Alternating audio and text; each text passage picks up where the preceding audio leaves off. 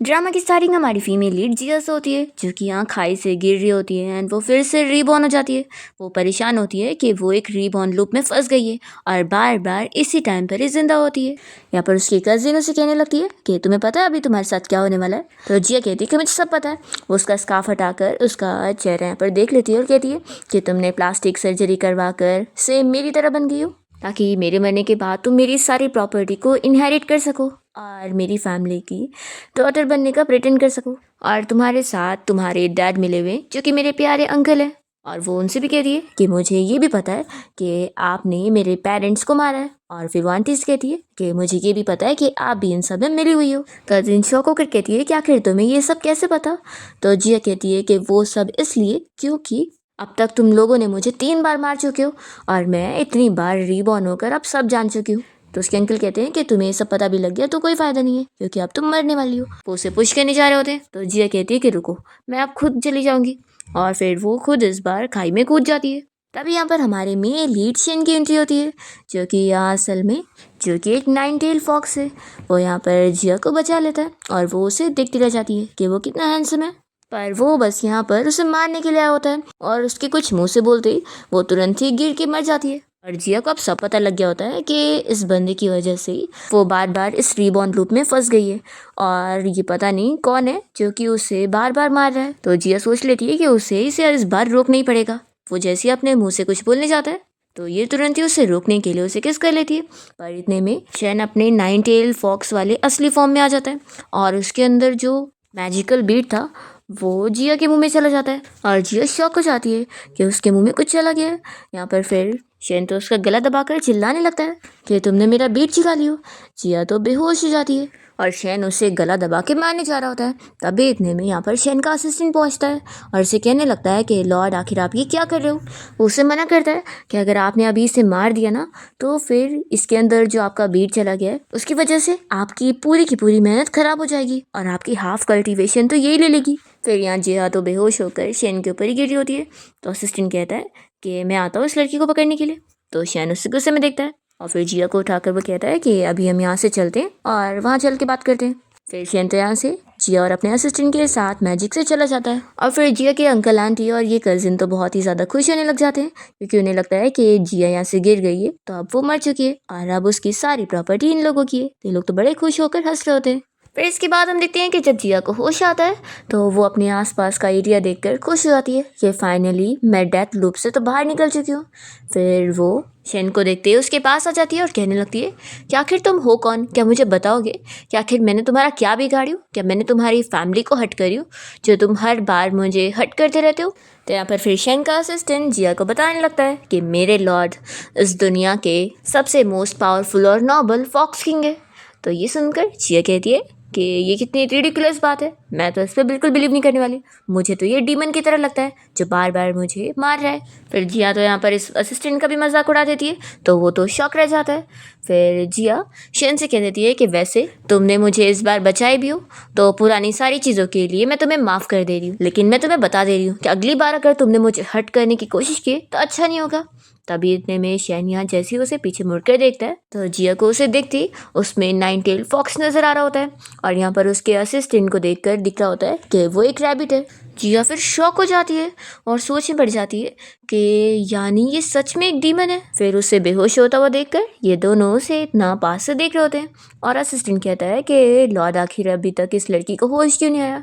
जिया को होश ऑलरेडी होता है पर वो सोचती है कि तुम दोनों मुझे ऐसे घूर के देखे जा रहे हो, आखिर मेरी हिम्मत कहाँ होगी आंखें खोलने की। वो अपने आप को पिंच करती है और सोचती है कि ये तो सच में सपना नहीं है। वो तो डर रही होती है कि क्या सच में ये अभी फिर से मुझे मारने वाला है। तभी इतने में असिस्टेंट यहाँ पर शेन से कह रहा होता है कि लॉर्ड देखो, इस लड़की ने पहले आपका बीट स्वैलो कर ली और उसके बाद आपसे फ्लर्टिंग भी करी जा रही है। मुझे लगता है कि ये पक्का रोमांस मास्टर होगी और आप तो इतने इनोसेंट एक 1000 ईयर ओल्ड फॉक्स हो। मुझे तो लगता है कि जल्द ही ये लड़की आपको फंसा ही लेगी। तभी यहाँ पर ये सारी चीज़ें सुनते हुए जिया सोच रही होती है कि यानी माउंटेन के टॉप पर जो मेरे मुंह में चीज़ गई थी वो कोई और नहीं बल्कि इस फॉक्स की बीट थी। शेन को पता लग जाता है कि वो यहाँ जानबूझ के बेहोश होने का नाटक कर रही होती है। तो फिर वो अपने असिस्टेंट को ऑर्डर देता है कि तुम इससे मार दो। तो असिस्टेंट कहता है कि ठीक है लॉर्ड, और वो यहाँ जिया के नज़दीक बढ़ता है तो जिया तुरंत ही फिर उठ जाती है और यहाँ पर शेन का हाथ पकड़ के उसे मनाने लग जाती है कि प्लीज़ मुझे मारो मत। शेन पीछे मुड़ता है और जिया से कहने लगता है कि तुमने मेरा बीट स्वेलो करने से पहले इसका अंजाम नहीं सोची थी। जिया कहती है कि आखिर मुझे थोड़ी ना पता था कि ऐसा कुछ हो जाएगा, आखिर शॉर्ट ड्रामास में भी ऐसा नहीं होता है। फिर शेन तो जिया को ऐसे गुस्से में देख रहा होता है तो वो कहती है कि अरे तुम वापस ले लेना ना। तो शेन कहता है कि आखिर मुझे वापस कैसे मिलेगा। तो जिया फिर तुरंत ही उसे किस कर लेती है। शेन यहाँ पर शॉक हो जाता है और उसका असिस्टेंट भी यहाँ पर अपनी आंखें छुपा रहा होता है कि ये क्या हो गया। जिया फिर शेन से इस बारे में पूछती है कि बताओ क्या अब तुम्हें वो बीट वापस मिल चुका है, आखिर अब तुम्हें कैसा फील हो रहा है। तो यहाँ पर फिर शेन उसे बताता है कि मुझे वो बीट नहीं मिला और अब वो तभी वापस मिल सकता है जब तुम मर जाओगी। ये सुनकर जिया शॉक हो जाती है और सोचती है कि इतनी मुश्किलों से तो मैं सर्वाइव कर पाई हूँ और अभी तो अपने अंकल की फैमिली से मैंने अपना बदला भी नहीं ली हूँ, तो मैं ऐसे मर नहीं सकती। मेरे पास अब कोई ऑप्शन नहीं है, मुझे इस एविल फोर्स के सामने अपना सर झुकाना ही होगा।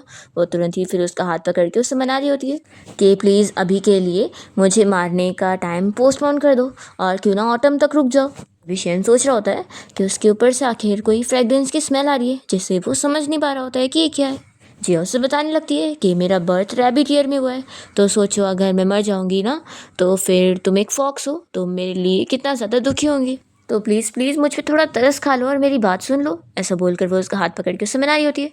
शेन गुस्से में कहता है कि मेरा हाथ छोड़ो, तो ये उसका हाथ और अच्छे से पकड़ लेती है और यहाँ पर क्यूट क्यूट फेस करके उससे मना रही होती है। शेन तो बहुत ज़्यादा गुस्सा हो जाता है और अपने असिस्टेंट से कहता है कि इसे पकड़ो और मुझसे दूर करो। तो जिया तो दूर होने के बजाय उसको और अच्छे से पकड़ के उसके ऊपर ही चढ़ जाती है। तो फिर असिस्टेंट कुछ नहीं करता है और यहाँ पर शेन को बनाने लग जाता है कि लॉर्ड आखिर आप आज इसे नहीं मार सकते, आज का दिन ठीक नहीं है और कल भी नहीं मार सकते और परसों भी नहीं। तो जिया खुश होकर यहाँ पर उसे देख रही होती है और शेन कहता है कि क्या इसके तुम लाइफ सेवर हो और क्या इसने तुम्हें मुझसे यहाँ अपनी साइड लेने के लिए भेजी हुई है। जिया तो खुश होकर असिस्टेंट को आंख मारी होती है और असिस्टेंट फिर यहाँ मनी मन शेन से बात कर रहा होता है और उसे बता रहा होता है कि आखिर लॉर्ड आप इसे नहीं मार सकते क्योंकि अगर आपने इसे मार दिया तो आपकी कल्टीवेशन वेस्ट हो जाएगी और वो इससे मिल जाएगी। तो शेन या मनी मन उसे कहता है कि मैं कोई भूला नहीं हूँ। तो असिस्टेंट सोचता है कि यानी कि लॉर्ड आप सच में इसकी वजह से अफेक्ट हो चुके हैं और आपके हार्ट पर असर पड़ रहा है। शेन अपने असिस्टेंट को ऑर्डर देता है कि परसों का दिन अच्छा है तो इसलिए अभी के लिए इसे गेस्ट रूम में लेकर जाओ और फिर शेन जिया से कहता है कि आप छोड़ो भी मुझे। तो फिर वो उतर जाती है और शेन अपना असिस्टेंट के साथ चला जाता है। यहाँ पर जिया सोचती है कि माना कि अभी मुझे बस 2 ही दिन का जीने का मौका मिला है, लेकिन कम से कम मैं मरने से तो बच गई और अब तो पहला काम मुझे अपने अंकल की फैमिली को सबक सिखाना है। फिर यहाँ पर असिस्टेंट उसे उसका गेस्ट रूम दिखाने के लिए लाता है और कहता है कि तुम्हें यहाँ पर अच्छे से रहना होगा और वो फिर से शेन की तारीफें बताने लगता है। तो जिया फिर उसे खुद ही सुनाती है कि मुझे याद है कि तुम्हारे लॉर्ड बहुत ज़्यादा पावरफुल नोबल और 9 टेल फॉक्स है ना। असिस्टेंट कहता है कि तुम तो बड़ी स्मार्ट निकली। फिर वो अपना चला जाता है। यहाँ पर जिया तो उसके ऊपर बहुत ही गुस्सा होती है और फिर वो अपने यहाँ पर सोचने लगती है कि अब मैं यहाँ पर फंस चुकी हूँ तो मुझे यहीं से कुछ करना होगा। फिर वो प्लानिंग कर रही होती है कि आखिर वो अपने अंकल को कैसे सबक सिखाएगी क्योंकि उसने कंपनी के आसपास के सारे लोगों को तो ऑलरेडी खरीद के रखा है। फिर ये सोचती है कि जो मेरे डैड का लीगल काउंसिल था उससे तो आखिर मेरे डैड ने स्पॉन्सर करे थे और उसकी पूरी कॉलेज की पढ़ाई करवाए थे, तो पक्का वो तो कम से कम मेरे डैड को बिट्रे नहीं कर सकता। तो चलो मैं उसी को ही कॉल करती हूँ। फिर ये अपना पर्स खोलती है और देखती है कि फ़ोन तो है ही नहीं। फिर उसे याद आता है कि जब वो खाई में गिर रही थी तो पक्का फ़ोन भी गिर गया है। फिर जिया शेन के पास आ जाती है और यहाँ पर उसे अच्छे से बात करते हुए कहने लगती है कि मेरे रूम की बेडिंग मुझे बिल्कुल अच्छी नहीं लग रही है, तो मैं सोच रही थी कि मैं अपने फैमिली को कांटेक्ट करके सिल्क वाली बेडिंग मंगवा लूँ। तो क्या तुम इसके लिए मुझे अपना फ़ोन थोड़े टाइम के लिए दोगे, मैं अपनी फैमिली को कॉल कर लूँगी। और वो खुश होती है कि बस एक बार फ़ोन मिल जाएगा तो मैं अपने उस डैड के स्पॉन्सर स्टूडेंट लिन शाओ को कॉल कर लूँगी। तो शेन तो यहाँ पर कह देता है कि मैं फ़ोन नहीं यूज़ करता। ये सुनकर फिर जिया दूसरा बहाना बनाती है और कहती है कि ना बाथरूम में ना कुछ स्किन केयर प्रोडक्ट्स नहीं है जो मैं यूज़ करती हूँ, तो क्यों ना तुम मेरे साथ खरीदने के लिए चलो। और वो मन में सोचती है कि एक बार मॉल जाने के बाद मैं बहाना लेकर लिंचा को वहाँ पर कॉल कर लूँगी। तो शेन इसके लिए भी मना कर देता है कि मेरे पास टाइम नहीं है। फिर जिया बहुत ज़्यादा गुस्सा हो जाती है और कहती है कि मुझे फ्यूनरल शर्ट चाहिए। वो मन में सोचती है कि अब मुझे ये बाहर तो नहीं जाने दे रहा है, तो मैं यहाँ पर दूसरे लोगों को ही बुला लूँगी तो मेरा काम हो जाएगा और इसे शक भी नहीं होगा। पर यहाँ शेन इसके लिए मना कर देता है। तो जिया बहुत ज़्यादा गुस्सा होती है और सोचती है कि कितना ज़्यादा ज़िद्दी है। फिर वो गुस्से में चली जाती है। फिर शेन यहाँ पर अपने असिस्टेंट को बुलाता है और फिर उसे ऑर्डर देकर वही सारी चीज़ें मंगवाने लगता है जो जिया ने अभी उससे बोली थी। तो असिस्टेंट शॉक हो जाता है कि ये जिया कितनी क्या कर रहा है। फिर वो उसे कुछ क्वेश्चन करने जा रहा होता है, तो फिर शैन उसके ऊपर मैजिक करके उसका मुंह बंद करवा देता है।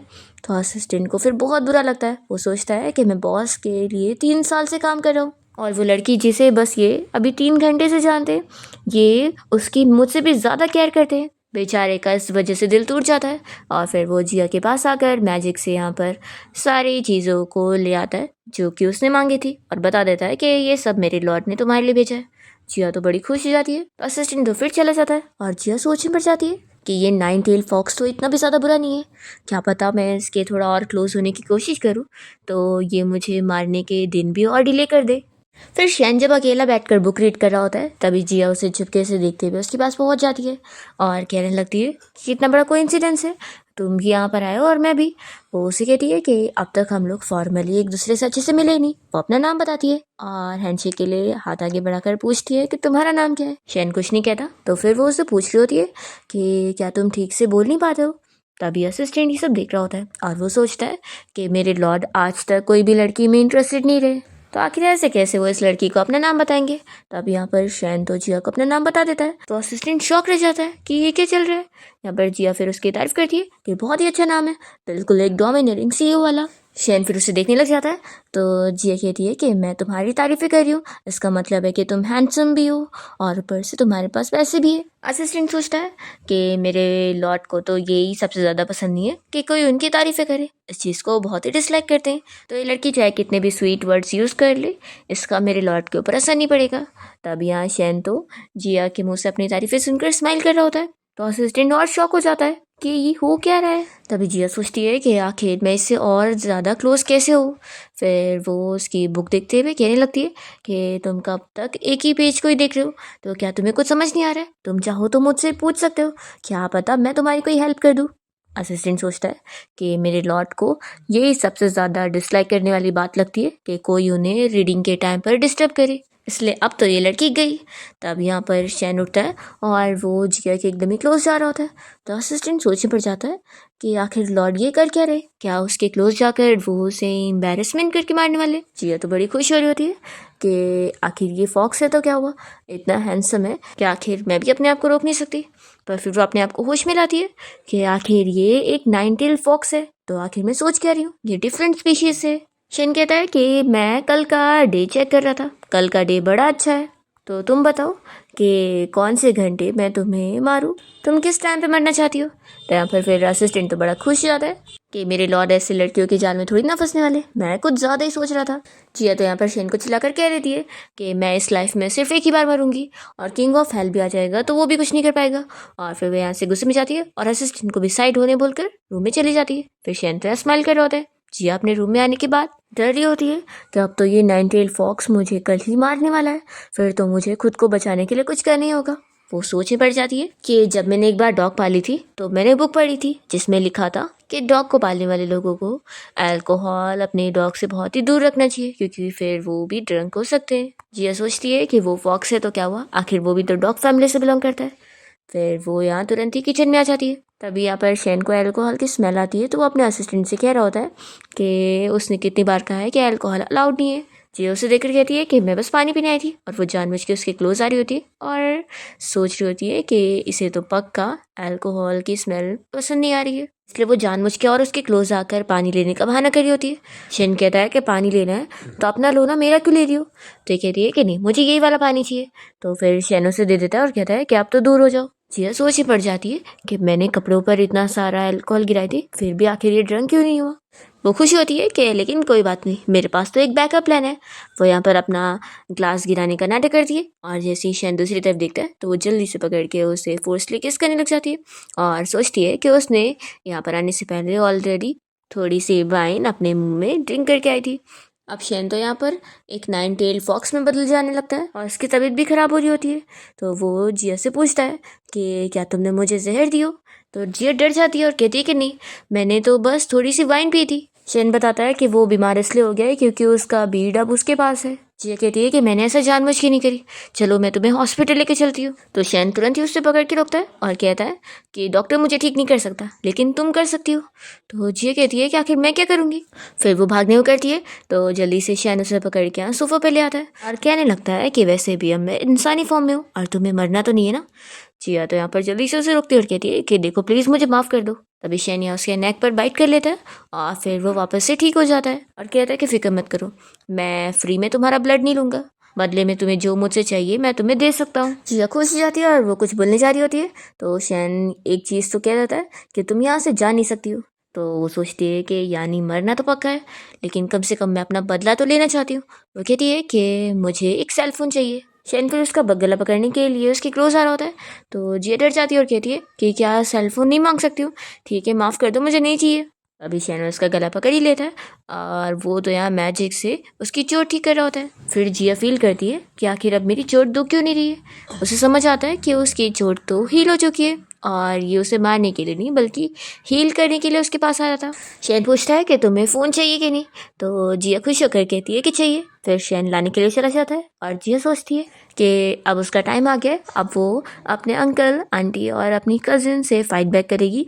और वो लोग जो सोच रहे ना कि उसके नाम पे जो सारी प्रॉपर्टी वो लोग अपने नाम पे कर लेंगे, ऐसा वो लोग कुछ कर ही नहीं पाएंगे क्योंकि मेरे पेरेंट्स ने तो ऑलरेडी इसकी तैयारी करके रखे, तो वो लोग फेल होंगे। अब दूसरी तरफ हम देखते हैं कि यहाँ पर जिया की कज़िन और उसके अंकल आंटी लॉयर से बात कर रहे होते हैं और लॉयर बताता है कि असल में जब तक वो 25 नहीं हो जाती तब तक वो अपनी प्रॉपर्टी को किसी और के नाम पे नहीं कर सकती है। तो ये सुनकर कज़िन शॉक हो रही होती है और लॉयर बता रहा होता है कि ये तुम्हारे पेरेंट्स की विल है।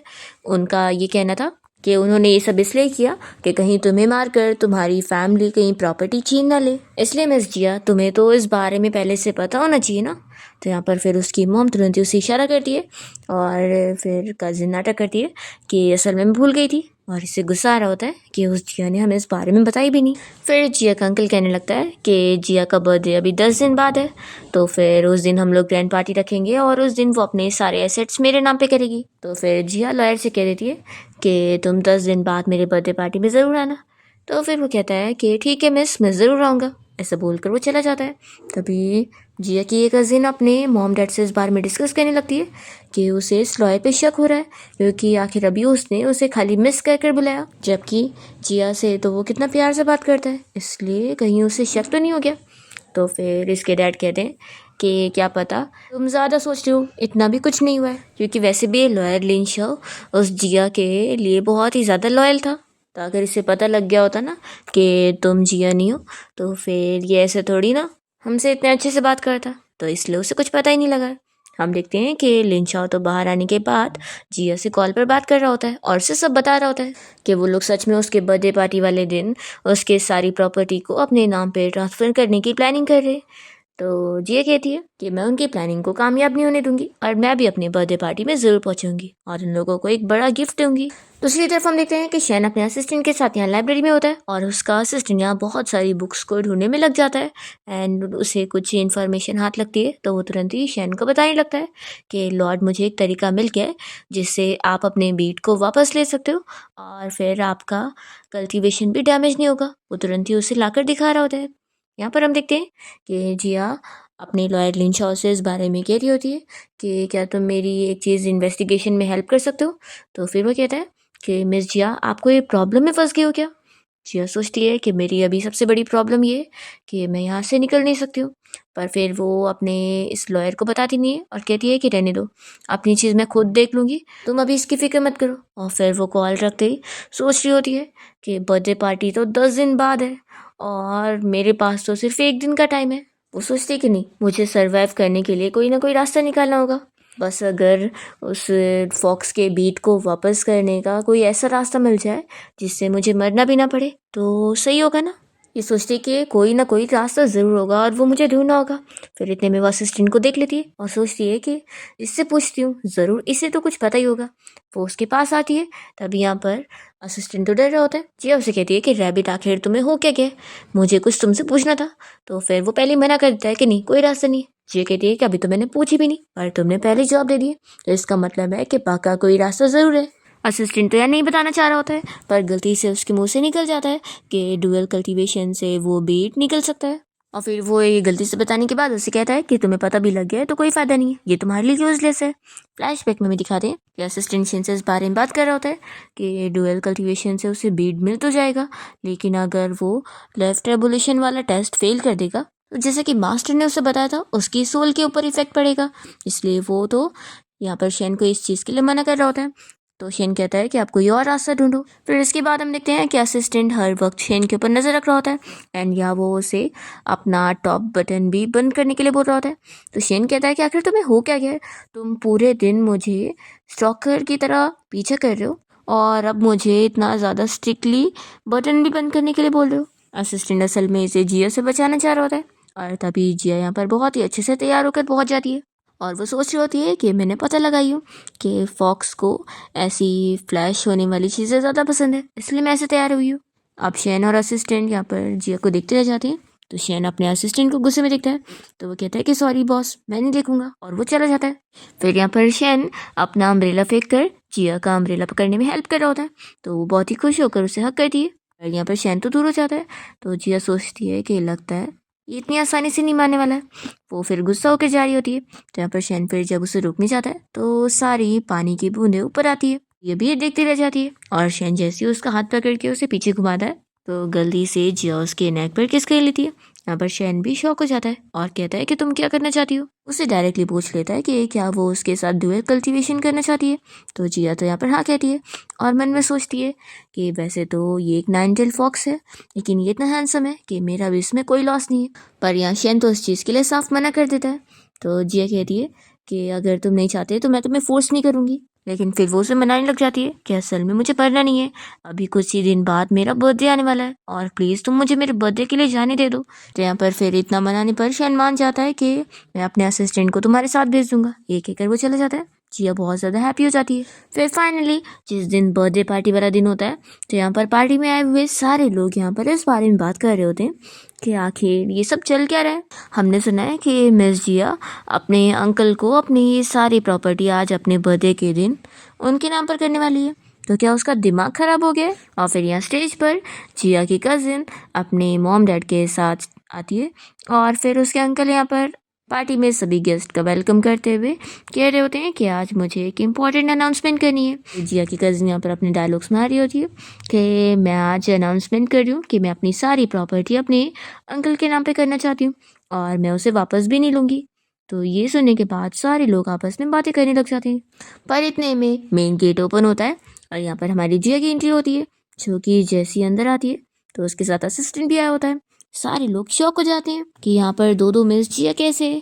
तो अभी इतने में कजिन को तो डर लग रहा होता है कि ये मरी नहीं, तो उसके मॉम डैडी यहाँ उसे समझाते हैं कि तुम डरो मत। सारे लोग यहाँ पर पूछने लगते हैं कि आखिर असली वाली मिस जिया कौन सी वाली है, स्टेज वाली या फिर ये वाली। तो यहाँ पर फिर वो कजिन कहती है कि ऑफकोर्स असली वाली मैं हूँ, और वो तुरंत ही गार्ड्स को ऑर्डर देती है कि इसे पकड़ के यहाँ से बाहर निकालो। तभी सारे बॉडीगार्ड्स अंदर आ जाते हैं। तो फिर जिया यहाँ पर शेन के असिस्टेंट को ऑर्डर दे रही होती है कि तुम इन लोगों से फाइट करो, तो वो तो मना कर देता है कि मुझे बॉस ने तुम्हारी हेल्प करने के लिए नहीं भेजा है, बस साथ में चलने के लिए बोला है। तो जिया से कहती है कि तुम कितने बुद्धू हो, तुम्हें पता है ना कि मेरे अंदर तुम्हारे मास्टर का बीट है, और सोचो यहाँ पर मुझे अगर बुली किया गया तो यानी तुम्हारे मास्टर की बीट को बुली किया गया, और तुम ये कैसे सह ले सकते हो। तो यहाँ पर फिर असिस्टेंट को इस बात पर बहुत ज़्यादा गुस्सा आ जाती है। तो यहाँ पर ये सारे गार्ड्स एक ही बार में नीचे गिर जाते हैं और वापस उठ ही नहीं पा रहे होते हैं। तो यहाँ की पार्टी में सारे पब्लिक ये देखकर शॉक हो रही होती है। दूसरी तरफ हम देखते हैं शेन को, जो कि अपना बुक रीड कर रहा होता है, और इतने में उसे भी पता लग जाता है कि उसके असिस्टेंट ने मैजिक यूज़ किया है। तो फिर ये समझ जाता है कि यानी उधर कुछ हुआ होगा। फिर ये वाटर से यहाँ पर मैजिक मिरर बनाकर सारी चीज़ें यहीं पर ही बैठकर देख रहा होता है कि वहाँ पे चल क्या रहा है। वहाँ पे सारे बॉडीगार्ड्स डर के भाग जाते हैं और फिर जिया असिस्टेंट के साथ मिलकर यहाँ पर अपने अंकल की फैमिली के नज़दीक आती है। तो वो लोग तो डर के पीछे हो रहे होते हैं और बातें करते हैं कि ये जिया तो पूरी तैयारी के साथ आई हुई है, तो हमें जल्दी से पार्टी को यहीं पर ही ख़त्म करना होगा, नहीं तो फिर हम लोग बर्बाद हो जाएंगे। तो यहाँ पर फिर जिया की कज़िन अपने डैड के ऑर्डर पर तुरंत ही बेहोश होने का नाटक कर रही होती है। तो फिर यहाँ पर जिया के अंकल आंटी नाटक करते हैं कि जिया बेहोश हो गई है। तभी जिया यहाँ पर असिस्टेंट को ऑर्डर देती है कि इसे होश में लेकर आओ। तो फिर वो अपने मैजिक से बस उसे थोड़ा सा मारता है, तो वो चिल्लाने लगती है कि किसने मुझे मारा। असिस्टेंट कहता है कि अच्छा, तो तुम बस झूठा बेहोश होने का नाटक कर रही थी। तो फिर यहाँ पर सारे लोग समझ जाते हैं कि यानी ये स्टेज वाली लड़की फेक है और असली प्लास्टिक सर्जरी तो इसने करवाई हुई है। तभी तो हम सोचे कि आखिर ऐसे कैसे ये अपने अंकल आंटी को अपनी सारी प्रॉपर्टी नाम करके दे सकती है, क्योंकि आखिर ये फेक जो है।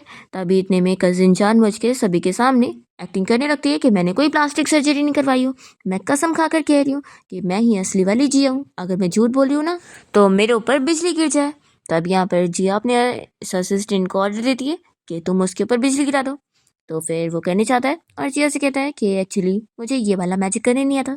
फिर यहाँ पर जिया की कजिन उसके पास आती है और उससे कहने लगती है कि तुम अपने आप को समझती क्या हो जब तुम मेरे ऊपर बिजली गिरवाओगी। देखो, अगर ऐसा हो गया ना तो मैं नील डाउन होकर तुमसे माफ़ी मांग लूंगी, तो चलो करके दिखाओ। ऐसा बोल के वो उसका मजाक उड़ा रही होती है। शैन ये सब बैठ कर देख रहा होता है और उसे गुस्सा आती है, तो वो अपना मैजिक करता है और इस जिया की कजिन के ऊपर फिर बिजली गिर जाती है और एक ही बार में इसका हाल बहुत ही बुरा हो जाता है। तो सारे लोग ये देखकर शॉक रह जाते हैं। फिर जिया असिस्टेंट से कहती है कि तुमने तो कहा था कि तुम ये वाला मैजिक नहीं कर पाओगी, तो ये आखिर कैसे हुआ। असिस्टेंट बताता है कि ये मैंने थोड़ी ना करा हूँ, ये मेरे मास्टर ने करे हैं। तो जिया कहती है कि यानी शैन यहाँ पर आया। तो असिस्टेंट कहता है कि मेरे मास्टर बहुत ज़्यादा पावरफुल है और इतना छोटा सा मैजिक करने के लिए उन्हें यहाँ खुद आने की ज़रूरत नहीं है। तो जिया सोचती है कि शैन यहाँ पर आया भी नहीं पर फिर भी उसने मैजिक कर लिया, इसका मतलब है कि उसे यहाँ की सारी सिचुएशन पता चल रही है, फिर तो मैं भी जो बोलूँगी उसे सुनाई देगा। तो वो जानबूझ के फिर उसकी तारीफ़ें कर रही होती है कि शैन तुम बहुत ज़्यादा अमेजिंग हो। शैन अपनी तारीफ़ें सुनकर यहाँ पर खुश हो रहा होता है और फिर कहने लगता है कि ये सच में कुछ भी कहती है।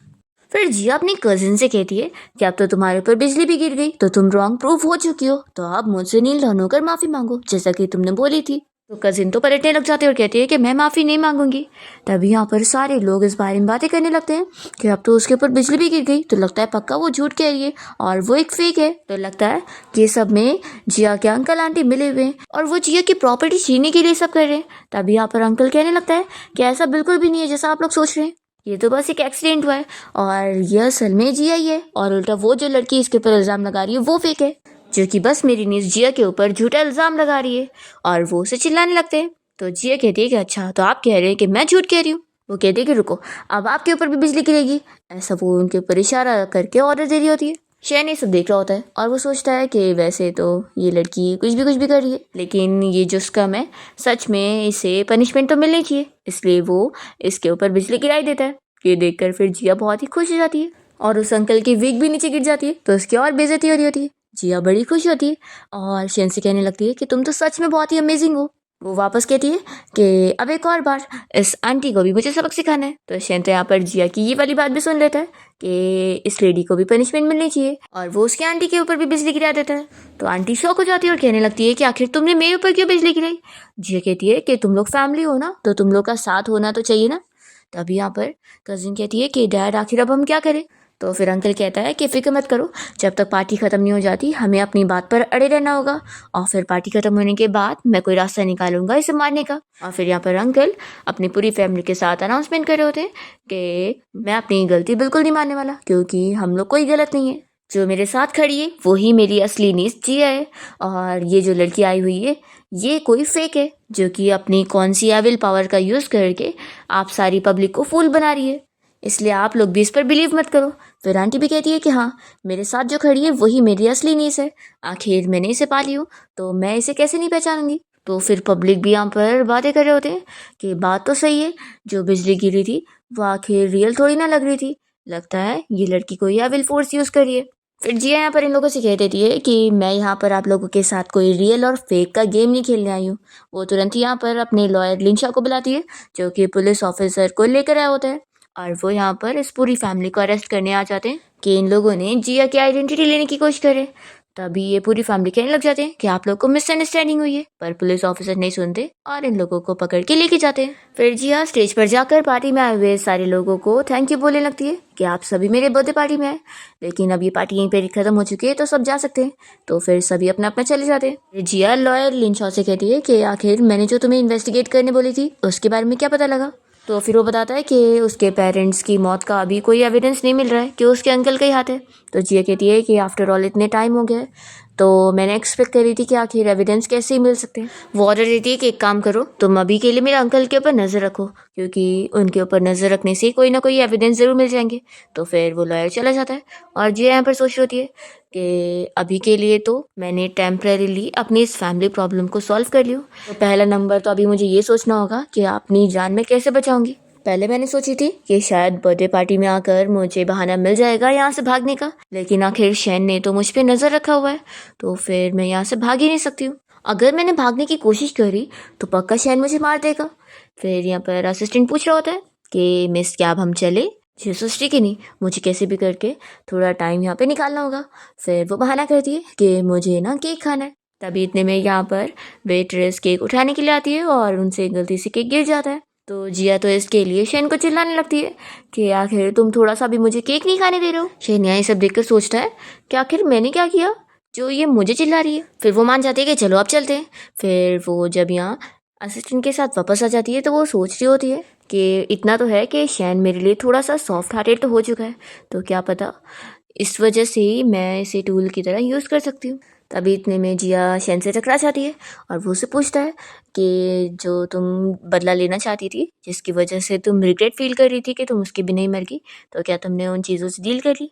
जिया सोचती है कि ये आखिर ये मुझसे क्यों पूछ रहा है, क्या ये मुझे मारने का सोच रहा है। तभी इतने में शैन जैसे यहाँ पर उसे बर्थडे विश करने जा रहा होता है तो जिया को लगता है कि वो उसे मारने के वर्ड्स बोल रहा है, इसलिए वो तो तुरंत ही उसे चुप कराने के लिए किस कर लेती है और उसे बताती है कि मैं तुम्हें लाइक करती हूँ। और मन में सोचती है कि आखिर कोई भी मैन खुद को लाइक करने वाली वुमेन को हट कर ही नहीं सकता है, और अगर ये भी मेजॉरिटी में से होगा तो ये भी नहीं कर पाएगा। शेनू से पूछता है कि क्या तुम मुझे सच में लाइक करती हो, तो जिया कहती है कि क्या हुआ, नहीं कर सकती क्या। शेन तो इसी बारे में सोच रहा होता है कि उसने अपने असिस्टेंट से इस बारे में डिस्कस कर चुका है कि उसे अपनी कल्टीवेशन के लिए लव टेस्ट को पास करना है और इस लड़की से दूर रहना होगा। फिर शेन जिया को मना करता है तो जिया कहती है कि असल में मैं तुमसे बस झूठ कह रही थी, मैं कोई तुम्हें लाइक नहीं करती। शेन इस बात से गुस्सा हो जाता है और जिया का हाथ पकड़ के उसे चिल्लाने लगता है कि अगर तुम मुझे लाइक नहीं करती तो तुमने मुझे सेड्यूस करने की कोशिश क्यों करी, तुम्हारी वजह से मेरा हार्ट डिस्टर्ब हो चुका है। जिया उसे कहती है कि आखिर तुम इतने ज़्यादा इमोशनल क्यों हो रहे हो। वो उसे पूछती है कि कहीं तुम्हें कोई सीरियस बीमारी तो नहीं है। यहाँ पर शैन फिर गुस्सा होने लग जाता है तो वो कहती है कि सॉरी मैंने बकवास कर दी। फिर शैन गुस्से में अपने असिस्टेंट को बुलाता है और उसे ऑर्डर देता है कि जब ये केक खा लेगी तो इसे फिर मारने के लिए लेके चलना, और वो ये भी कह देता है कि क्योंकि अगर ये केक खा कर नहीं जाएगी तो बाद में फिर मुझे ही ब्लेम करेगी। ऐसा बोलकर फिर वो गुस्से में चला जाता है और जिया देखती है कि उसने ऑलरेडी यहाँ पर उसके लिए बर्थडे केक का इंतज़ाम भी करके रखा है। फिर वो सोचती है कि यानी जब वो उसे कहने जा रहा था कुछ, तो वो उसे मरने के लिए विश नहीं करने जा रहा था बल्कि उसे हैप्पी बर्थडे विश करने जा रहा था। तो इससे पता लगता है कि मैंने तो उसे गलत समझ ली, तभी तो वो इतना गुस्सा हो चुका है। फिर वो सोचती है कि नहीं अब तो केक ख़त्म हुआ तो पक्का मैं मरने वाली हूँ, इसलिए वो जाके केक उठा लेती है और कहती है कि ये केक इतना बड़ा है तो एक दिन में नहीं ख़त्म होगा, मैं 2 दिन तक खाने वाली हूँ। फिर असिस्टेंट शेन के पास आता है और पूछता है कि बॉस क्या अभी भी मिस जिया को आप मारने वाले। तो शेन कहता है कि क्या उसने केक फिनिश करी, तो असिस्टेंट कहता है कि नहीं। फिर शेन कहता है कि फिर तो आंसर तुम्हें भी पता है। दूसरी तरफ जिया यहाँ पर केक को अपने रूम में लेकर आकर उसे देखकर सोच रही होती है कि मैं कितनी स्मार्ट हूँ, जब तक केक फिनिश हो गई नहीं तो फिर मैं भी नहीं मरूंगी। यहाँ पर फिर वो अपने लॉयर लिन शॉ से कॉल पर बात करती है और वो उसे बताता है कि उसके अंकल अब नई प्लानिंग कर रहे हैं और उसके अंकल आंटी अपना बचने के लिए उसकी कज़िन के ऊपर अपना सारा इल्ज़ाम डाले दे रहे हैं। तो जिया कहती है कि वो लोग तो पहले से ऐसी बहुत ही कोल्ड है। फिर लॉयर बताता है कि असल में कल वो लोग उसकी कंपनी जाने वाले हैं और उसकी पुअर मैनेजमेंट का एक्सक्यूज़ देते हुए वो उसे चेयरमैन की पोजीशन से हटाने के लिए सारे शेयर होल्डर से बात करने वाले हैं।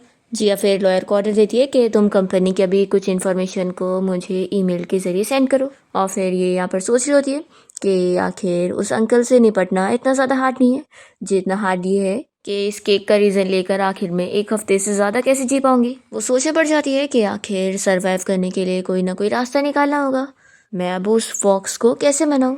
ये सोचती है कि वैसे तो फॉक्स डॉग फैमिली से बिलोंग करते हैं लेकिन इस वाले फॉक्स का बिहेवियर तो बिल्कुल कैट की तरह है। फिर नेक्स्ट डे हम देखते हैं कि शैन इस बारे में सोच रहा होता है कि उसने इतनी सारी बुक्स पढ़ लिया लेकिन अभी तक उसे कोई मेथड नहीं मिला है जिससे वो जिया से अपनी बीट्स वापस ले सके। तो अभी इतने में जिया यहाँ पर उसके लिए खाना लेकर आ जाती है और उसे खाना देते हुए वो खुश हो रही होती है कि सबसे पहला तरीका यही है कि खाने के ज़रिए मैं इसका दिल जीत सकूं, पर यहाँ शैन इस खाने को खाने से मना कर देता है।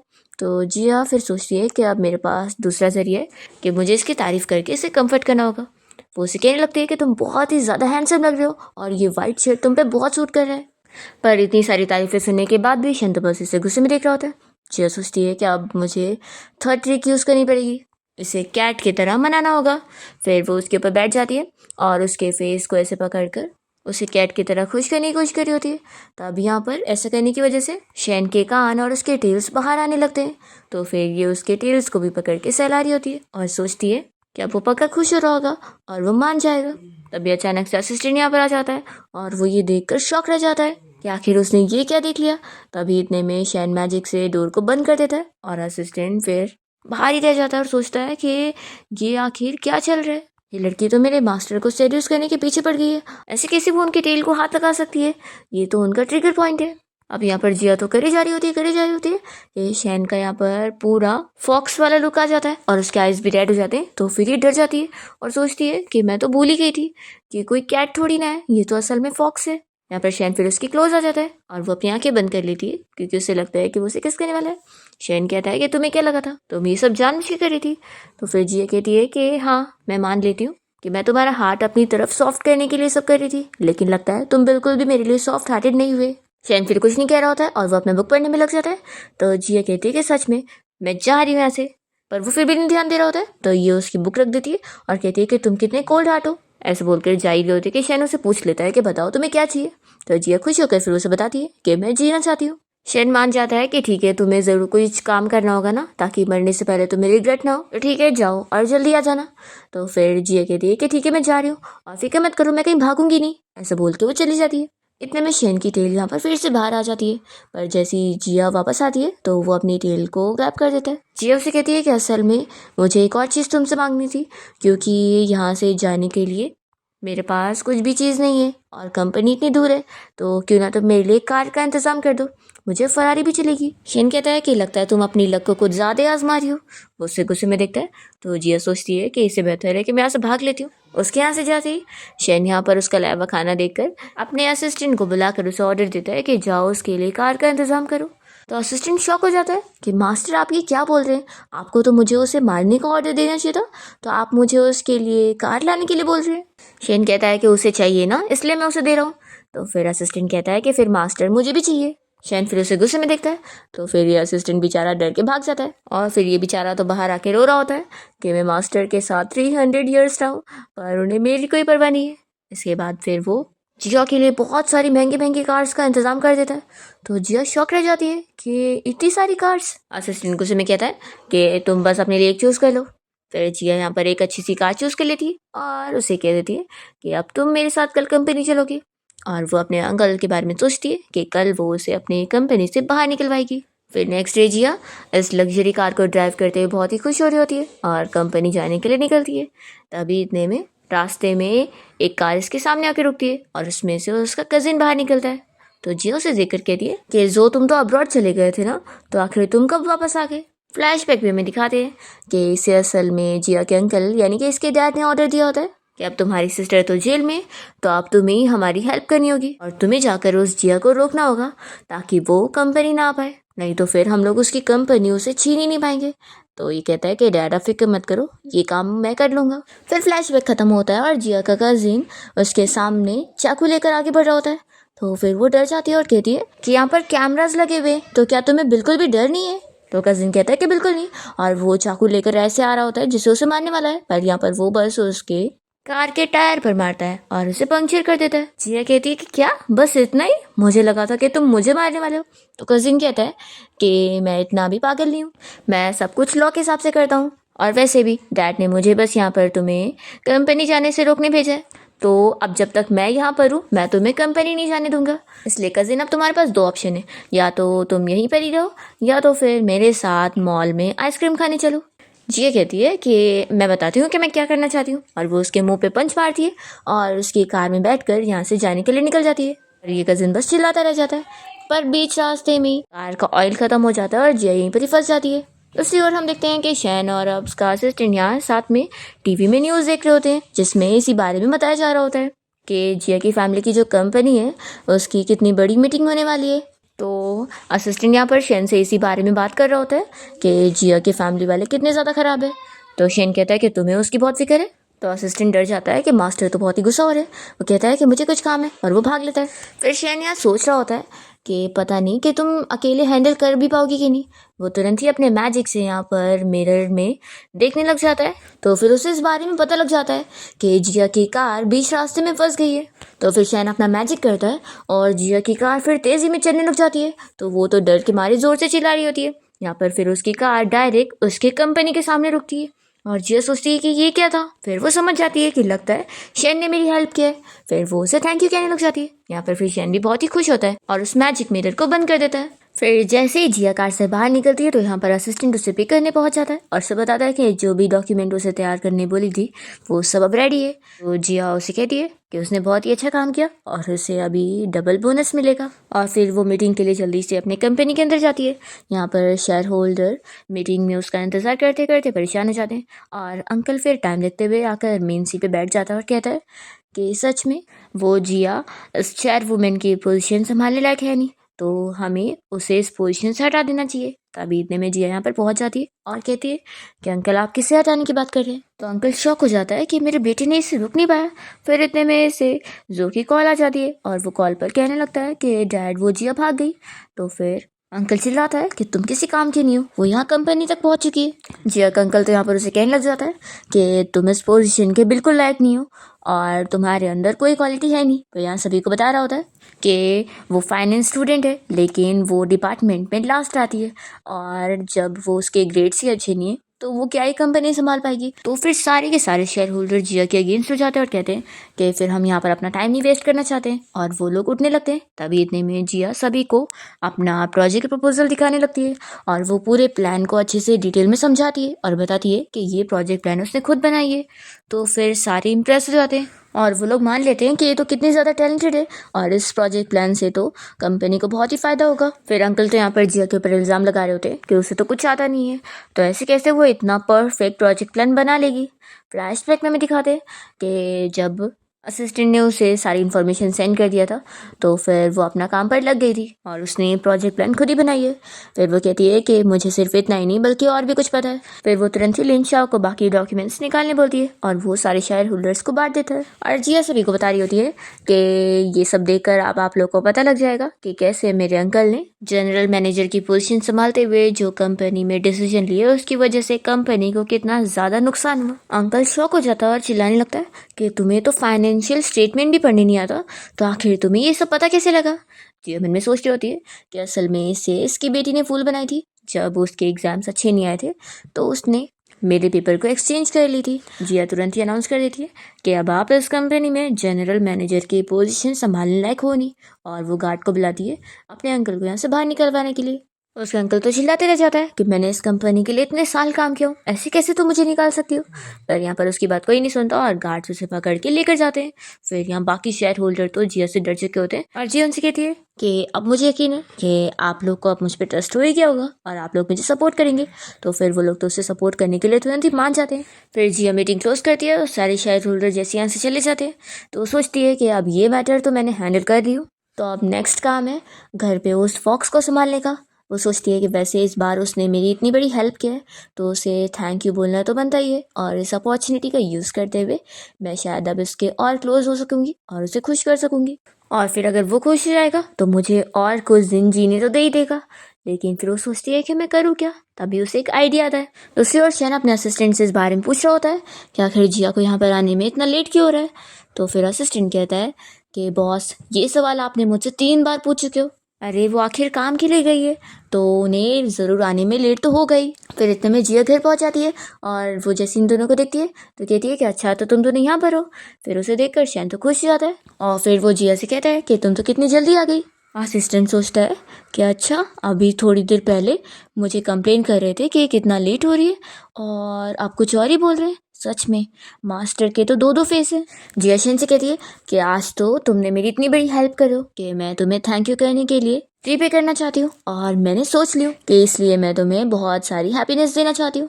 अब ये सुनते के साथ ही शैन अपने असिस्टेंट से कह देता है कि तुम बाहर जाओ तो असिस्टेंट कहता है कि मास्टर, आखिर मैं भी तो इस फैमिली का हिस्सा हूँ ना, तो आखिर आप लोगों की हैप्पीनेस मैं क्यों नहीं देख सकता हूँ। शैन फिर उसे गुस्से में देखता है, तो फिर बेचारे असिस्टेंट को फिर से बाहर जाना पड़ता है। फिर जिया तो शैन से कहने लगती है कि चलो जल्दी से अपनी टेल को बाहर निकालो, फिर मैं तुम्हें अच्छा सा मसाज दूंगी। तो फिर शैन अपनी बुक रखता है और कहता है कि इसकी ज़रूरत नहीं है। तो फिर जियो से कहती है कि लास्ट टाइम जब मैंने तुम्हारे ईयर पे किस करी थी तभी तो तुम्हारी टेल बाहर निकली थी ना। तो फिर वो जल्दी से उसे किस कर लेती है, तो उसके फॉक्स वाले ईयर्स और टेल्स बाहर आ जाते हैं। जिया फिर जल्दी से उसके टेल्स को पकड़ के यहाँ पर हिला रही होती है और सोचती है कि वैसे तो इसके टेल्स को टच करना इतना ही ज़्यादा कंफर्टेबल है, और मुझे पता है कि ये जितना ही मना कर रहा है उसका ही इसका अलग मीनिंग है कि उसे पसंद आ रहा है। यहाँ पर फिर शैन तो अपने आप को कंट्रोल ही नहीं कर पाता और उसके सारे टेल्स यहाँ पर जिया के गले पे बंद कर उसे दबाने लग जाते हैं। तो जिया डर जाती है कि वो उसे मारने की कोशिश कर रहा है, पर यहाँ पर जैसे ही शैन देखता है कि उसकी टेल से ऐसा हो रहा है तो वो तुरंत ही अपने आप को रोक लेता है और फिर सोचता है कि शायद मैंने इसे डरा दिया। फिर वो जिया से कहता है कि मैं तुम्हारी कोई भी रिक्वेस्ट पूरी करूँगा। तो जिया सोचती है कि यानी अभी ये मुझे मार नहीं रहा था। फिर वो बहुत ही खुश होकर उससे कुछ कहने जा रही होती है, तो वो पहले ही कह देता है कि लेकिन मैं तुम्हें छोड़ने वाला नहीं हूँ। तो फिर वो अपसेट हो जाती है, तभी कहता है कि चलो मैं तुम्हारी जान नहीं लूँगा, और ये कहकर वो चला जाता है। तो फिर जिया तो बहुत ज़्यादा खुश हो जाती है और सोचती है कि चलो कम से कम मौत के छुटकारे से तो बच गई मैं, और अब मुझे ज़िंदगी मिल गई है। फिर वो अपने रूम में जाने के बाद लिंचा को कॉल करके उससे अपने अंकल के रिसेंट अपडेट के बारे में पूछती है। तो वो बताता है कि असल में उसके अंकल ने उसकी कंपनी का जो प्रोजेक्ट है उसे किसी दूसरी कंपनी को बेच दिया है और उन लोगों ने अपना प्रोडक्ट लॉन्च भी कर चुके हैं। तो ऐसे तो फिर अब जिया की कंपनी को नुकसान फेस करना पड़ेगा।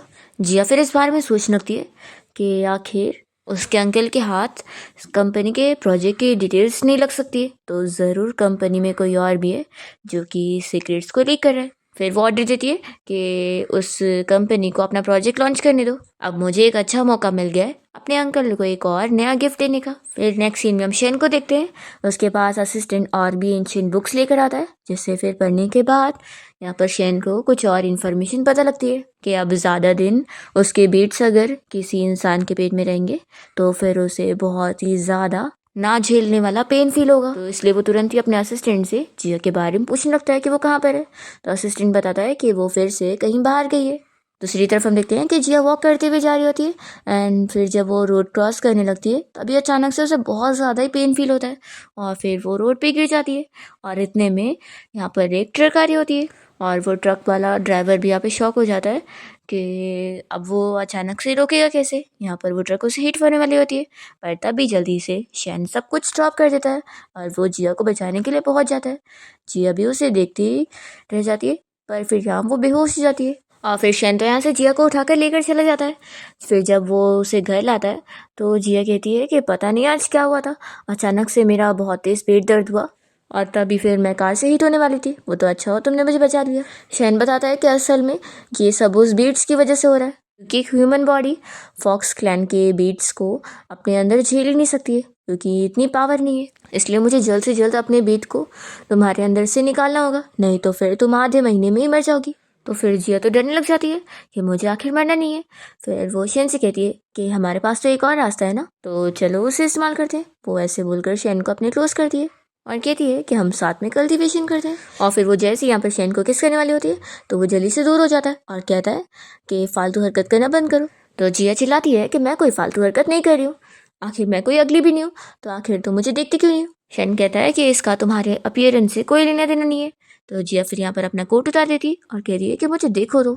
शैन नहीं दिख रहा होता है तो फिर वो उसे किक करती है और कहती है कि आप तो देख लो। फिर भी वो नहीं मानता तो वो उसे पकड़ के खींचती है और फिर उसे बैट पे पुश करके यहाँ पर उससे किस करने जा रही होती है। पर तभी अचानक से असिस्टेंट यहाँ पर आ जाता है और वो इन दोनों को जैसे देखता है तो जल्दी से शैन उसे बाहर जाने बोलता है। असिस्टेंट बेचारा फिर बाहर आ जाता है और सोचता है कि ये 15वीं बार है जब मुझे ऐसे निकाला जा रहा है, आखिर मैं वापस अंदर जाऊँ कि नहीं। फिर जिया यहाँ पर शैन को स्माइल करके देख रही होती है, अभी वो उसके क्लोज आ रहा होता है तो वो सोचती है कि लगता है उसने अपना माइंड चेंज कर लिया। वो किस करने के लिए यहाँ पर आंखें बंद कर लेती है, पर शैन बस उसका कोट उसे पकड़ाता है और कहता है कि पहन लो इसे। और वो उसे समझा देता है कि चाहे जो हो जाए मैं तुम्हारे साथ डुअल कल्टीवेशन के लिए बिल्कुल नहीं इन्वॉल्व होने वाला। ये कहकर वो चला जाता है। फिर जिया सोचने पड़ जाती है कि क्या इसके अंदर हार्ट नहीं है, या फिर कहीं ऐसा तो नहीं कि इसे ह्यूमंस में इंटरेस्ट नहीं है। फिर जिया को एक आइडिया आ जाता है और वो रात में यहाँ शैन के रूम में बहुत ही अच्छे से तैयार होकर फॉक्स बनकर आई होती है और वो शैन को देखकर सोचती है कि इसने भी मेरी तरह कपड़े पहना है असल में तो वो यहाँ अपने असली फॉर्म में होता है। जैसे ही वो उसके सामने आ रहा होता है तो जिया तो उसे क्यूट बन के दिखा रही होती है, पर तभी वो उसका गला पकड़ लेता है और उसे पनिश बोल रहा होता है। तो यहाँ पर जिया का फिर दम घुटे जा रहा होता है और वो सोचती है कि लगता है इस बार मैं सच में मरने वाली हूँ और मेरी जो इतनी सारी प्रॉपर्टी है वो सब अब बस रह जाने वाले हैं। और फिर अचानक से शैन यहाँ पर छोटा सा फॉक्स बन जाता है। तो असिस्टेंट आकर जल्दी से उसे उठा लेता है। जिया पूछती है कि आखिर इसे क्या हुआ है। तो असिस्टेंट बताता है कि आज मास्टर का ट्रांसफॉर्मेशन वाला दिन है और ट्रांसफॉर्मेशन के टाइम पर मास्टर बिल्कुल भी होश में नहीं होते। तो जिया पूछती है कि लेकिन आखिर ये छोटा सा फॉक्स क्यों बन गया। तो असिस्टेंट मन में सोच रहा होता है कि वो इसलिए। तो हमें फ्लैशबैक में दिखाते हैं कि जिया की बॉडी में असल में अब उसका बीड है। तो उसे प्रोटेक्ट करने के लिए उसने काफ़ी सारी मैजिक फॉर्मेशन का यूज़ किया होता है उसकी जान बचाने के लिए। और असिस्टेंट ने उसे रोका भी होता है ये सब करने के लिए, पर वो फिर भी नहीं मानता। तो असिस्टेंट मान जाता है कि वो सच में उसके प्यार में पागल है। फ्लैशबैक खत्म होता है और असिस्टेंट इस बारे में जिया को बिल्कुल नहीं बताता और कहता है कि तुम लकी हो इसलिए इस बार तुम बच गई। तो जिया पूछती है कि अब ये वापस से अपने पुराने फॉर्म में कब आएगा। तो फिर असिस्टेंट बताता है कि अब कल आएगा। फिर जिया कहती है कि लाओ फिर अभी से मुझे दे दो, मैं इसका ख्याल रखूंगी। और फिर वो तो यहाँ पर शैन को लेकर बड़ी खुश हो रही होती है। फिर वो एक कॉन्ट्रैक्ट बना के लाती है और उसे अपना फिंगरप्रिंट लगाने के लिए बोल रही होती है, पर वो तो भाग जाता है।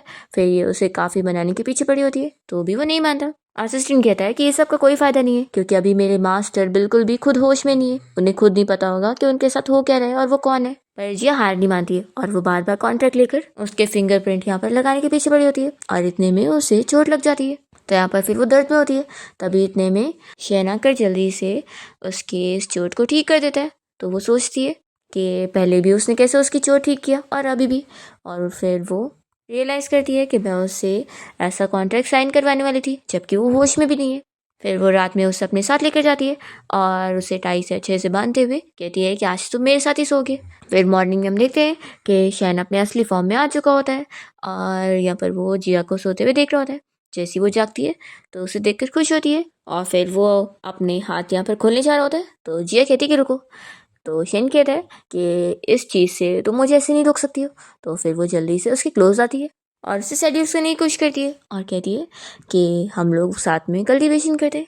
वो जैसे उसको किस करने के लिए क्लोज आती है तो वो अपना फेस हटा लेता है और फिर वो जिया को ऐसे देखने लगता है।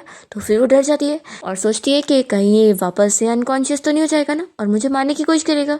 वो डर के मारे जल्दी से उससे दूर होती है और कहती है कि मेरा गला मत दबाना, लास्ट टाइम तुमने मेरा गला दबाया थे मेरा दम घुट गया था और मैं मरने वाली थी। तभी वो कहता है कि लगता है तुम मुझसे डर चुकी हो।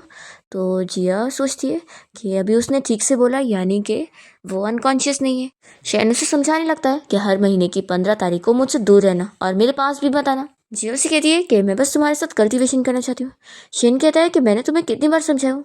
जिया कहती है कि वो इसलिए क्योंकि मैं मरना नहीं चाहती हूँ। आखिर तुम क्या चाहते हो कि मेरी जैसी यंग लड़की इतनी यंग एज में मर जाए, अपनी लाइफ को एंजॉय भी ना कर पाए। शैन कहता है कि तुम मुझे इतनी इजी में मत लो, मैं बहुत ही ज़्यादा बुरा हूँ और मैं तुम्हारे साथ बहुत बुरा कर सकता हूँ। ये कहती है कि अगर तुम इतने हार्टलेस होते तो मुझे तुमने इतनी बार छोड़ा ना होता। वो उसकी क्लोज जाती है और कहती है कि मैं जानती हूँ कि तुम पक्का मुझे लाइक करते हो। जिया उसे कहने लगती है कि देखो तुम इतने हज़ारों साल से अकेले रहे हो तो क्यों ना तुम मुझे भी अपने पास रख लो, मैं तुम्हारे साथ रहूँगी तो तुम्हें भी अच्छा लगेगा। शैन उसके फेस को टच करता है पर फिर अपने आप को कंट्रोल करते हुए वो यहाँ से जाने लगता है और कहता है कि मुझे अब परेशान करने मत आना। फिर नेक्स्ट सीन में हम देखते हैं कि शैन ने जिया को गिफ्ट करने के लिए एक ब्रेसलेट तैयार कर रखा होता है और यहाँ पर वो अपने असिस्टेंट से फिर इस बारे में पूछता है कि वो कहाँ पर है। असिस्टेंट बताता है कि असल में उसने पूरे दिन अपने आप को रूम में लॉक करके रखी थी और फिर वो अपना काम पर जाने के लिए निकल गई और जाते वक्त उसकी आंखें भी लाल थी। तो फिर ये सुनकर शैन को जिया की फिक्र होती है और वो तुरंत ही अपने मैजिक से मिरर में उसे देखने लग जाता है और उसे पता लगता है कि वो एक क्लब गई होती है। यहाँ पर वो सोच रही होती है कि उसने क्लब की बॉस से यहाँ की सबसे फेमस लड़की से मिलने की बात करी है ताकि फिर वो उससे ट्रिक सीख सके शैन को और सेड्यूस करने के लिए। पर यहाँ पर तो वो क्लब की बॉस किसी लड़की को नहीं बल्कि बहुत सारे मेल मॉडल्स को लेकर आई होती है जो कि तुरंत ही उससे अपनी बॉडी शो करने लगते हैं। तो ये देखकर जिया अपनी आंखें बंद करती है कि ये सब क्या चल रहा है। दूसरी ओर हम देखते हैं कि शैन ये सब देखकर बहुत ही ज़्यादा जेलस हो रहा होता है और अपने असिस्टेंट से कहता है कि तुम तो कह रहे थे कि वो रो रही थी और देखो वो तो मज़े कर रही है। वो तुरंत ही गुस्सा होकर जाने लगता है। तो असिस्टेंट समझ जाता है कि बॉस तो बहुत ज़्यादा जेलस हो चुके हैं। दूसरी तरफ जिया यहाँ पर इस क्लब की ओनर को समझाती है कि मुझे किसी लड़की से मिलना था ट्रिक सीखने के लिए। तो फिर ओनर उसे समझाती है कि उसे अगर किसी मैन का दिल जीतना है तो उसे लड़कों से सीखना चाहिए, वो लोग को ज़्यादा पता होगा। फिर यहाँ पर ये सारे मेल मॉडल जिया को सेड्यूस करने में लग जाते हैं। जिया इनसे बचकर जाने की कोशिश करती है, तभी इतने में यहाँ पर शेन आ जाता है और वो उसे गिरने से बचाता है। फिर एक मेल मॉडल यहाँ पर जिया को रोकने लगता है और शेन को चिल्ला रहा होता है कि तुम इसे ऐसे नहीं लेके जा सकते। तो शेन गुस्से में फिर अपने मैजिक से उसका गला दबाने लग जाता है। जिया उसे तुरंत ही रोकती है कि ऐसा मत करो। तो फिर शेन बहुत ही ज़्यादा गुस्सा हो जाता है कि तुम इसे प्रोटेक्ट कर रही हो। वो यहाँ से जाने लगता है और जिया भी उसके साथ साथ वापस आ जाती है और कहती है कि तुम तो कितने ज़्यादा अमेजिंग हो, इतनी अच्छी मैजिक पावर है तुम्हारे पास कि हम लोग इतनी इजीली यहाँ पर आ गए। शेन बहुत ज़्यादा गुस्सा होता है तो जिया फिर पैर में चोट का नाटक करने लगती है। तो फिर वो उसकी फिक्र करता है। शेन फिर उसे उठा के बैठाता है और उसकी चोट भी ठीक कर देता है। जिया फिर जल्दी से उसे रोक लेती है और तुरंत ही उसे एक्सप्लेन करती है कि मैं क्लब में बस सीखने गई थी, ना कि उन मेल मॉडल से मिलने के लिए। वो तो उस क्लब के ओनर ने गलत समझ ली, इसलिए तुम अब गुस्सा मत हो। और मैंने तुम्हें उस मेल मॉडल को मारने से बस इसलिए रोकी ताकि तुम कोई खून करने वाला काम ना करो, इस वजह से, इसलिए अब गुस्सा मत हो। तो फिर शेन पूछता है कि ये बताओ कि आखिर तुम सीखने क्या गई थी। तो फिर जिया फिर उसे बता देती है कि वो बस वहाँ पर उसे सेड्यूस करने के ट्रिक सीखने गई थी। तो शेन ये सुनने के बाद स्लो से कहता है कि आखिर तुम्हें सीखने की क्या ज़रूरत है, उल्टा तुम लोगों को सिखा सकती हो। जिया कहती है कि तुमने क्या बोला। तो शेन नहीं बताता और जाने लग जाता है। तभी सोचती है कि सच में इसे फ्लर्ट करना कितना मुश्किल है। तभी यहाँ पर शेन रुक कर ये सब सुन रहा होता है और वो जिया के हाथ में अपना ब्रेसलेट उसे मैजिक से पहना देता है। जिया कहती है कि ये क्या है। तो शेन उसे बताता है कि असल में इस ब्रेसलेट के अंदर ऐसी पावर है कि वो उस बीट की वजह से जो उसे पेन होगा उसे कम कर सकता है और वो ठीक हो जाएगी। शेन कहता है कि क्या हुआ, तुम्हें पसंद नहीं है। तो जिया जल्दी से उसे बताती है कि मुझे बहुत पसंद आया। वो जल्दी से आकर उसे हक करके उसे थैंक यू बोल रही होती है।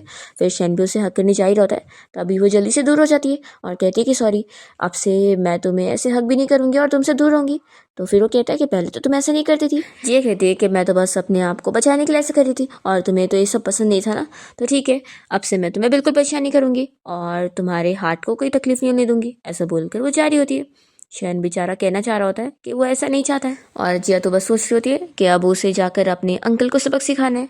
फिर हम देखते हैं कि प्रेस कॉन्फ्रेंस में जिया के अंकल ने जिस पर्सन के साथ मिल गया होता है वो अपना प्रोडक्ट लॉन्च कर रहा होता है। तभी यहाँ पर जिया भी पहुँच जाती है। तो वो बंदा तो इसे नीचा दिखा रहा होता है कि अब तो प्रोडक्ट तो उसके पास है तो वो क्या ही कर लेगी। फिर जिया कहती है कि अब मेरी बारी है। असल में जिया ने अपने प्रोडक्ट का एक अपग्रेड वर्जन भी बनाई होती है और वो जब यहाँ पर अपना प्रोडक्ट लॉन्च करती है तो सभी लोगों को पिछले वाले के कंपैरिजन में जिया का सबसे ज़्यादा पसंद आता है और वो तो उसी के साथ ही डील करना चाहते हैं। तो फिर वो चीन ग्रुप का बंदा बहुत ज़्यादा गुस्सा हो जाता है और जिया के ऊपर इल्ज़ाम लगाने लगता है कि आखिर उसके प्रोडक्ट का इसने कॉपी करी है। जिया कहती है कि इन सब का कोई फ़ायदा नहीं है क्योंकि मेरे पास एविडेंस है ये प्रूव करने के लिए कि ये प्रोजेक्ट तो असल में मेरा था। वो यहाँ पर अपने असिस्टेंट को बोलकर सारे एविडेंस दिखा देती है तो ये चीज़ प्रूव हो जाती है और यहाँ पर चीन ग्रुप कंपनी का बहुत ज़्यादा नुकसान हो जाता है और वो लोग तो बैंकक्रप्ट हो जाते हैं और साथ ही साथ जिया के अंकल का भी नुकसान हो जाता है। तो यहाँ पर तो सारे लोग के सामने वो बंदा यहाँ पर अंकल को पीट रहा होता है और फिर पुलिस ऑफिसर इन लोग को लेकर जाते हैं। तभी हम देखते हैं कि यहाँ पार्टी में जिया का कजिन एक मास्टर को लेकर आया होता है और वो जिया को दिखा रहा होता है कि मेरे डैड ने आपको इस लड़की को सबक सिखाने के लिए बुलाया है। जब मास्टर यहाँ पर जिया को अच्छे से देखता है तो वो इस बारे में पता लगा लेता है कि उसके पास कुछ तो पावर है जिससे उसकी लाइफ स्पैन बढ़ गई है, नहीं तो वो तो कब कब मर जानी चाहिए थी। फिर वो ये पता लगाने के लिए उसके ऊपर कोई चीज़ गिराकर उसे मारने की कोशिश करता है पर शेन ने जो जिया को ब्रेसलेट दिया था और जो उसके अंदर का बीड है उन दोनों की वजह से प्रोटेक्शन आ जाता है और जिया बच जाती है। और ये सारी चीज़ें लोग देखकर शॉक रह जाते हैं और मास्टर सब समझ जाता है कि इसके पास 9 टेल फॉक्स का बीड है और साथ ही साथ उसका एक टेल भी, जिसकी वजह से इसके पास इतनी पावर आ गई है। जिया को भी अब जाकर पता लगता है कि ये ब्रेसलेट असल में शेन के टेल से बना हुआ है और फिर यहाँ पर शेन जिया को पिक करने पहुंच भी जाता है। तो जिया जानबूझ के उसके सामने यहाँ पर वीक लेग होने का नाटक करती है तो वो उसे उठा के लेके जाता है और फिर यहाँ पर असिस्टेंट इन सारे लोगों को ये सारी चीज़ें भुलाने के लिए मैजिक करता है पर ये मैजिक मास्टर के ऊपर बिल्कुल काम नहीं करता क्योंकि उसके पास पहले से कोई पावर थी और वो तो यहाँ पर प्लानिंग करने लग जाता है कि उस लड़की के पास से मुझे उस 9 टेल फॉक्स का बीट भी चाहिए और उसके वो ब्रेसलेट भी। फिर शेन जब जिया को घर ले आता है तो वो उससे पूछने लगती है कि मैंने सुनी हूँ कि एक फॉक्स के लिए उसका टेल बहुत ज़रूरी है, तो आखिर तुमने मुझे अपने टेल का ये ब्रेसलेट क्यों बना के दे दियो, क्या ये तुम्हें नहीं चाहिए होगा, फिर तुमने ऐसा क्यों किया। तो शेन कहता है कि तुम्हें क्या लगता है। जिया फिर उसे कहती है कि क्या तुम मुझे लाइक करने लगे हो? शैन इसका जवाब फिर बात घुमा के देता है कि बिल्कुल नहीं, मैं तो बस अपने बीट को प्रोटेक्ट करने के लिए ऐसा कर रहा हूँ जो कि तुम्हारे अंदर है। जिया कहती है कि अच्छा ऐसी बात है, फिर तो एक काम करते हैं, मैं आपसे ना तुम्हें ज़्यादा परेशान नहीं करूँगी और मैं अब अपने घर में शिफ्ट हो जाती हूँ, मैं खुद को भी प्रोटेक्ट कर लूँगी और तुम्हारे बीट को भी, तो अच्छा रहेगा ना। तो शैन फिर उसे यहाँ पर रोकने के लिए कुछ बोल ही नहीं पा रहा होता है। तभी असिस्टेंट ये सब सुन रहा होता है और वो सोचता है कि लगता है मुझे ही अब मास्टर की हेल्प करनी होगी। फिर वो बीच में आता है और यहाँ पर जिया के सामने ऐसी ऐसी बातें बोलने लगता है ताकि वो इमोशनल हो जाए कि शैन उसके बिना नहीं रह पाएगा, क्योंकि आखिर उसकी बीट उसके पास है और उसकी वजह से अब वो इतना वीक हो गया है और बीमार भी हो गया है। तो उसका साथ रहना बहुत ज़रूरी है और उसकी केयर भी उसे करना पड़ेगा और हर पल उसके साथ रहना होगा। शैन अपने असिस्टेंट से मन ही मन बात कर रहा होता है कि तुम कर क्या रहे हो। तो असिस्टेंट मन से उसे कहता है कि मास्टर आप मेरी बात सुनो और अच्छे से साथ दो, आप चाहते हैं ना कि मिस जिया यहीं पर रहे। तो फिर शैन भी उसके साथ फिर बीमार होने का नाटक करने लग जाता है। तो जिया तो तुरंत ही कह देती है कि नहीं, मैं तुम्हें छोड़कर कहीं नहीं जाने वाली हूँ और मैं यहीं पर ही रहूंगी। फिर वो शैन के लिए जब पानी लेने की जाती है तब यहाँ पर शैन अपने असिस्टेंट से बात कर रहा होता है और असिस्टेंट जिसे समझाने लगता है कि बॉस आपको उन्हीं ट्रिक का यूज़ करना चाहिए जैसे कि वो मेन मॉडल कर रहे थे, आपके पास भी तो इतनी अच्छी बॉडी है। फिर यहाँ पर शैन तो मान जाता है और जैसे जिया यहाँ पहुँचती है तो वो पेट दुखने का नाटक कर रहा होता है और जिया को टच करवाने पर मजबूर करता है और जानबूझ के उससे अपनी बॉडी भी शो कर रहा होता है। जिया तो यहाँ पर बहुत ज़्यादा शाय हो जाती है और फिर शैन तो यहाँ बीमार होने का नाटक करते हुए कह रहा होता है कि आज तो उसे उसके साथ ही अब से रूम में रहना होगा क्योंकि वो उससे दूर नहीं रह सकता है। जिया इसके लिए भी मान जाती है और सोफे पे आके लेट जाती है और कहती है कि तुम आराम से अब अपना सो जाओ। फिर जब वो रात में सो रही होती है तो शैन उसे उठा के बेड पे लेटा देता है। फिर नेक्स्ट मॉर्निंग जब जिया की नींद खुलती है तो वो अपने आप को बेड पर देखकर शॉक होती है और शैन को इतना पास से देखकर उसे याद आ रहा होता है कि कल उसने उसके बारे में ड्रीम देखी है, जिसे देखकर फिर वो उसकी बॉडी देखने लग जाती है और यहाँ पर उसने जो चैन पहना होता है उससे वो और ही हैंडसम लग रहा होता है। यहाँ पर वो उसे सेड्यूस करने के लिए अपने आप को टच करने लगता है पर जिया जल्दी से भाग जाती है।